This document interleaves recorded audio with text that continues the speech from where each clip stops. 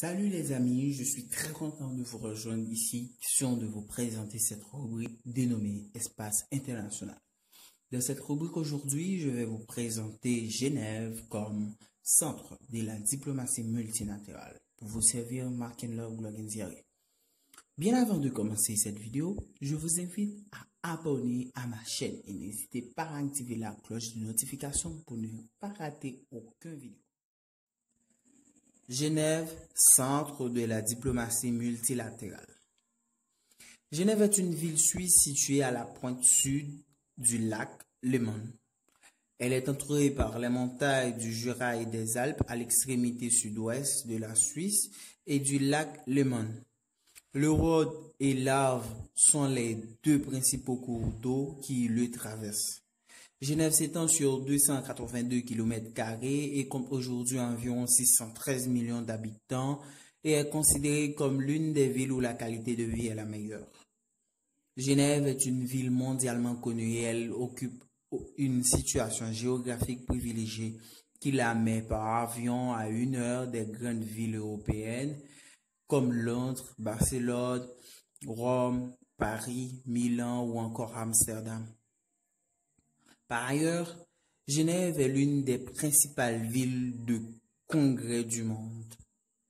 Ces échanges contribuent à son dynamisme, son ouverture d'esprit et sa perception différente du monde qui l'entoure.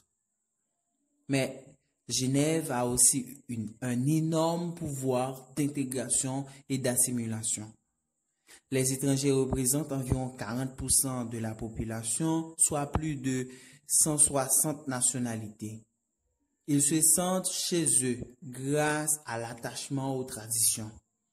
De plus, elle est l'une des plus importantes places financières du monde et elle est choisie comme siège mondial par de nombreuses entreprises multinationales. La Suisse et sa diplomatie tirent profit de ce véritable pôle international dont le développement s'est fortement accéléré depuis la chute du mur de Berlin. Genève n'est pas la capitale de la Suisse, contrairement à ce que pensent beaucoup de touristes étrangers. C'est plutôt Berne. Mais la ville suisse la plus connue est devenue au fil des ans la capitale du monde globalisé, qui est Genève.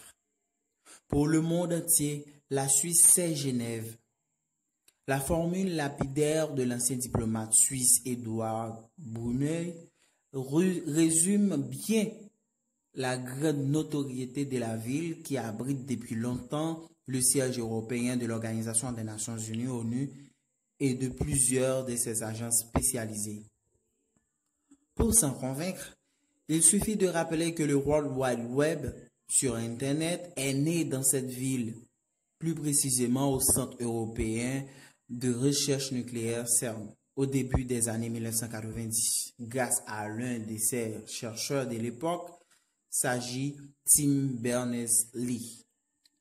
Cet événement coïncide d'ailleurs avec le nouveau rôle que remplit Genève depuis la chute du mur de Berlin et la fin de l'Empire soviétique, celui du laboratoire ou de la globalisation. C'est en effet à Genève que se trouve le siège du Forum économique mondial, WEF, qui organise chaque année dans la station grisonne de Davos les célèbres assises de la mondialisation. La cité du bout du lac, Le Mans, abrite le gendarme du libre-échange, l'Organisation mondiale du commerce, OMC, et l'Organisation internationale du travail. Un autre acteur majeur, c'est l'Organisation mondiale de la propriété intellectuelle, OMPI. Il gère la protection des brevets, dossier capital pour les entreprises de la planète entière.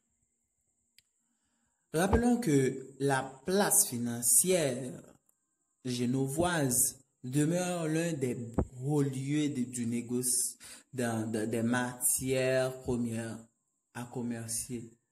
Bien sûr, il s'agit bien de le pétrole. Genève et sa région accueillent également des organisations qui traitent des autres grands défis de la globalisation, avec l'Organisation mondiale de la santé, OMS, le Fonds mondial pour la nature, WWF, et l'Organisation météorologique mondiale, OMM. Sans oublier l'humanitaire avec le Comité international de la Croix-Rouge, CICR, et la Fédération internationale de la Croix-Rouge et du Croissant-Rouge, ainsi que les droits humains avec la création du récent Conseil des droits de l'homme. Il n'y a rien d'étonnant donc à ce que les meilleurs diplomates de la planète et les représentants des organisations non gouvernementales ONG soient attirés par ce pôle de négociation et de régulation de la mondialisation.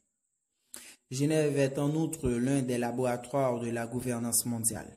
Autrement dit, c'est dans cette ville que s'élabore un nouveau type de partenariat qui rassemble les États, le secteur privé et la société civile.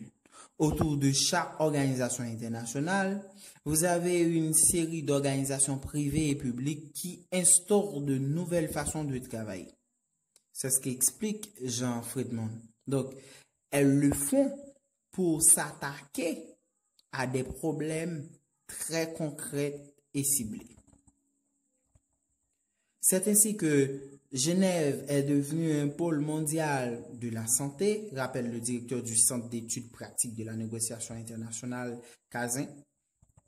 On peut dire, bref, Genève représente la deuxième capitale des Nations Unies après New York. Genève est considérée comme le centre de la diplomatie multilatérale le plus actif du monde. 155 États étrangers y sont représentés, 22 des 30 organisations internationales domiciliées en Suisse ont leur siège à Genève. Parmi elles, 7 font partie du système des Nations Unies, les hauts commissariats aux droits de l'homme pour les réfugiés, les organisations mondiales de la santé et de la propriété intellectuelle, l'Organisation internationale du travail, l'Union internationale des télécommunications et l'Organisation météorologique mondiale. Les principales autres sont l'Organisation européenne pour la recherche nucléaire, CERN, l'Organisation mondiale du commerce, OMC, la Conférence du désarmement, l'Organisation internationale pour les migrations et l'Association du transport aérien international, IATA. Plus de 170 organisations non gouvernementales, ONG, sont également présentes à Genève. Le Comité international de la Croix-Rouge, CICR, la Fédération internationale des sociétés de la Croix-Rouge et Croissant-Rouge, l'Union européenne de radio-télévision et le Conseil œcuménique des églises y ont notamment leur siège. Donc, la ville abrite 35 000 diplomates et fonctionnaires internationaux et 2400 employés d'ONG.